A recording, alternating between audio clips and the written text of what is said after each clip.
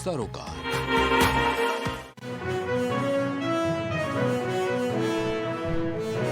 मुख्यमंत्री योगी आदित्यनाथ ने सूचना विभाग में की बैठक। प्राकृतिक खेती पर आधारित कार्यक्रम में होंगे शामिल। सुबह 10 बजे से प्राकृतिक खेती पर आधारित कार्यक्रम। गोंडा रेल हादसे में 3 लोगों की मौत। डीएम ने 3 व्यक्तियों की पुष्टि। रेल हादसे में कई लोग गंभीर रूप से घायल। यूपी में बीजेपी की हार की समीक्षा जारी। संगठन महामंत्री धर्मपाल भी देंगे रिपोर्ट। आरओ पेपर लीक मामला एसटीएफ ने की कोर्ट में दाखिल चार्जशीट। मास्टरमाइंड राजीव नयन समेत 16 आरोपी। लखनऊ में फैला डायरिया का प्रकोप। तबियत बिगड़ने पर 6 मरीज अस्पताल में भर्ती। कल्ली पश्चिम गजवरियन खेड़ा में डायरिया का प्रकोप जारी।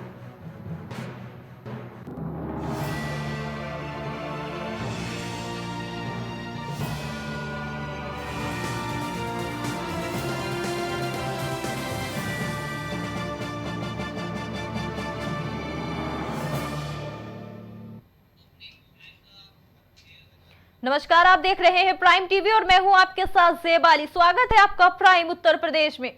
यूपी में बीजेपी की हार की समीक्षा जारी। संगठन महामंत्री धर्मपाल भी देंगे रिपोर्ट।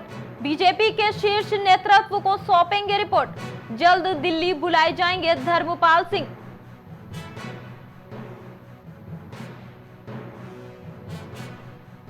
जी हां, यूपी के मेरठ में एक 2.5 साल की जल्द दिल्ली बुलाए जाएंगे धर्मपाल। जी हां, यूपी में बीजेपी की हार की समीक्षा जारी।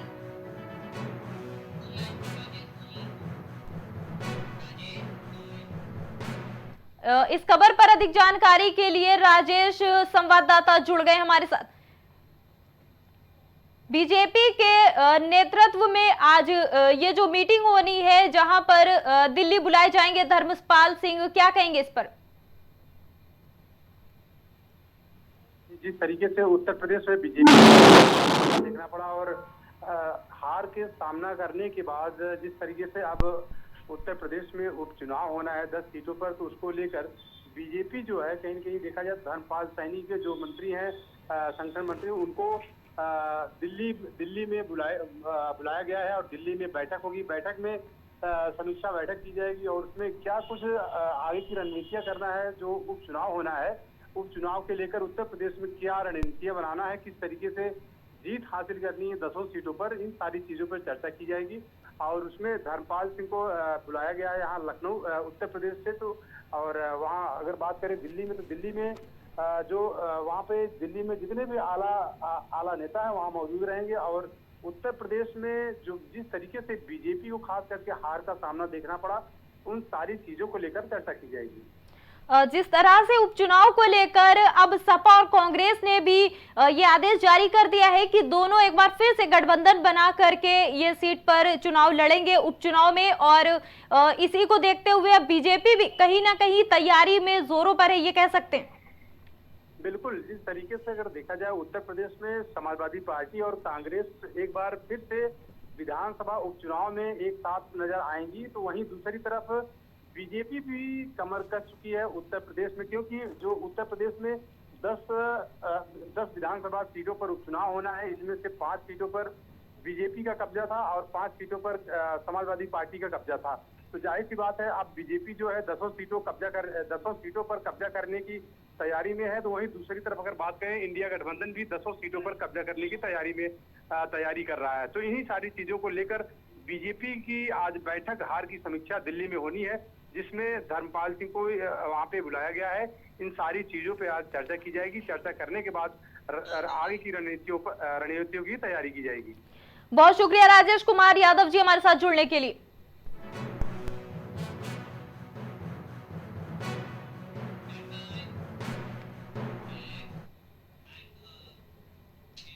यूपी के मेरठ में एक 2.5 साल की मासूम की बेरहमी से हत्या की गई थी और बच्ची को चाकुओं से गोदा गया था। साथ ही उसके शरीर पर चोटों के निशान थे और बच्ची का बिना कपड़ों का शव शमशान से बरामद हुआ था। मामला थाना भावनपुर के दत्तावली का है, जहां बच्ची मामा की बारात से आई थी और उसकी चाकुओं से गोदकर हत्या कर दी गई। इस घटना से हड़कंप मच गया था। वही घटना के बाद मौके पर पहुंची पुलिस ने बच्ची के शव को पोस्टमार्टम के लिए भेजा। फिलहाल पुलिस ने इस मामले पर अभी तक कोई कार्रवाई नहीं की है।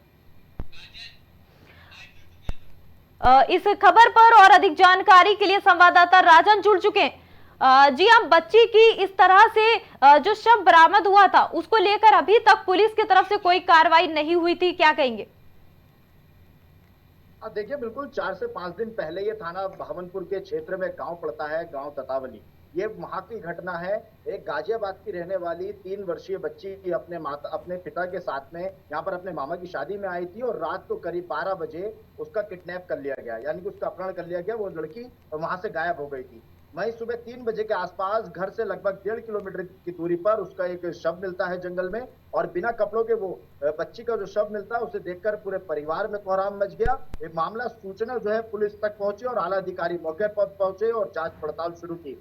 तो वहीं इसमें चौंकाने वाला खुलासा अभी तक ये हुआ है कि बच्ची की याद जो मेडिकल रिपोर्ट आई है उसमें रेप की पुष्टि नहीं हुई है और बताया ये जा रहा है किसी जानवर के जरिए उसे नोचा गया है, और इसी कनेक्शन को जो है हत्या नहीं बल्कि एक तंत्र मंत्र के जरिए उसकी बलि देने के माध्यम से ये जोड़ा जा रहा है। लेकिन अभी फिलहाल कई सवाल ऐसे हैं जो बने हुए हैं कि आखिर बच्ची रात को वहां से गायब कैसे हुई और उसे इतनी दूर आके कौन व्यक्ति वो वहां ले गया। तो ये तमाम सवाल ऐसे हैं जो मेरठ पुलिस के लिए अभी बने हुए हैं और मेरठ पुलिस इन सवालों के जवाब देने में असमर्थ है। और लगभग 4 से 5 दिन हो गए। ये उत्तर प्रदेश की बहुत बड़ी घटना मानी जा रही है जो मेरठ में घटित हुई है, और इस घटना से पूरे उत्तर प्रदेश में जो है सियासत भी गरमा गई है। लेकिन वहीं अगर पुलिस की बात की जाए और जांच की बात की जाए तो अभी जांच और पुलिस के नाम पर केवल सीसीटीवी कैमरे खंगाले जा रहे हैं। जो मेडिकल रिपोर्ट आई है उसमें भी कहीं रेप की पुष्टि नहीं हुई है। बताया जा रहा है कि चाकू से नहीं गोदा गया बल्कि किसी जानवर द्वारा उस बच्ची को नोचा गया, क्योंकि उसके जांग और हाथ और सर पर इतनी गंभीर चोटें हैं कि कहीं ना कहीं उस चोटों के माध्यम से ही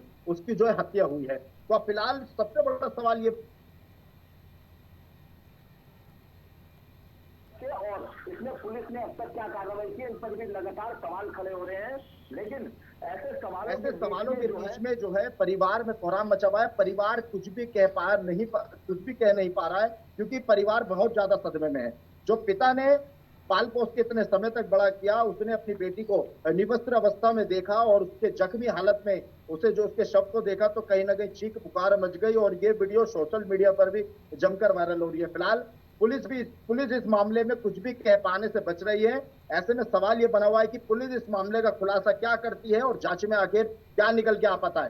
क्या बच्ची खुद वहां से चली गई थी कहीं या फिर कोई और व्यक्ति उसे उठा के ले गया था? तो ऐसे तमाम सवाल है जो अभी तक बने हुए और उसका जवाब मिलना बेहद जरूरी है। जी, इस खबर पर आगे की कार्रवाई में क्या कुछ अधिकारियों कुछ बयान कहते हुए नजर आए? किसी ने बात करने की कोई कोशिश की या परिजनों ने कुछ बयान दिए? देखिए, परिजन कुछ भी कह पाने से इसलिए बच रहे हैं क्योंकि वो बेहद ज्यादा सदमे में हैं।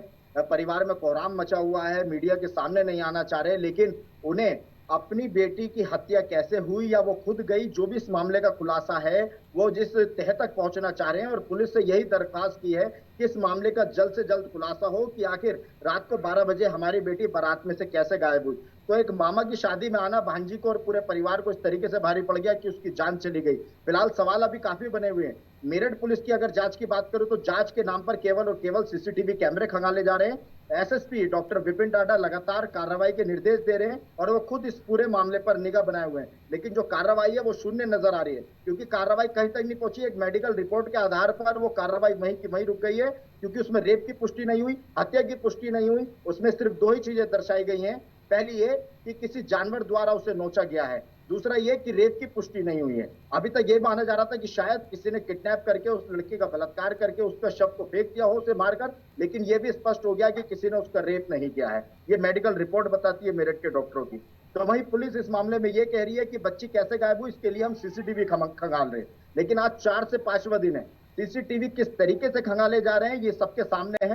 यानी कि कार्रवाई कही जा सकती है कि मेडिकल रिपोर्ट पर आ जाने के बाद में जो जांच की हुई है वो वहीं की वहीं रुक गई है। तो कार्रवाई बिल्कुल पुलिस की तरफ से बिल्कुल ढीला रवैया बरता जा रहा है, जबकि योगी जी के साफ तौर पर आदेश है मुख्यमंत्री उत्तर प्रदेश के कि किसी भी मामले में लापरवाही नहीं बरती जाएगी। उसके बावजूद इस मामले में कहीं ना कहीं पुलिस की लापरवाही सामने आ रही है। जी बिल्कुल, यहाँ हम देख सकते हैं कि 4 से 5 दिन बीत जाने के बाद भी पुलिस इस पर कोई कार्रवाई नहीं कर रही है। सीसीटीवी खंगाले जा रहे हैं, फिर भी इस घटना पर कोई भी रिजल्ट कह सकते हैं कि निकलकर सामने नहीं आ रहे। तो यहाँ पर आपका हम बहुत बहुत शुक्रिया करना चाहेंगे राजन जी, इस खबर पर हमारे साथ जुड़ने के लिए।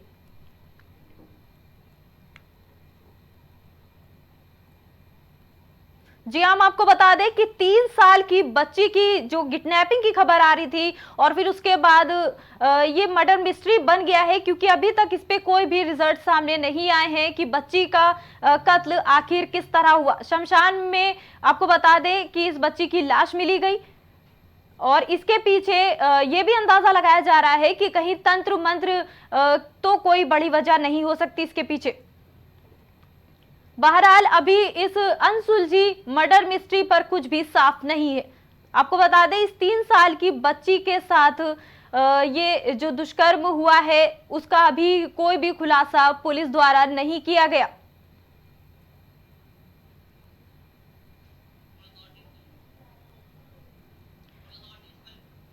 आप जिस तरह से तस्वीरें देख पा रहे हैं, ये 3 साल की बच्ची का शव बिना वस्त्र के पाया गया, जिसको देखकर परिजनों का रो रो कर बुरा हाल हो गया।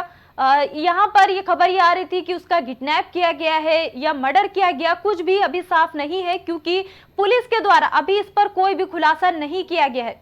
पुलिस अपने हवाले से सिर्फ और सिर्फ जांच की बात सामने रख रही है, कोई भी खुलासा सामने नहीं आया है। कह सकते हैं यहाँ पर कि बड़ी लापरवाही देखी जा सकती है, क्योंकि 4 से 5 दिन बीत गए हैं।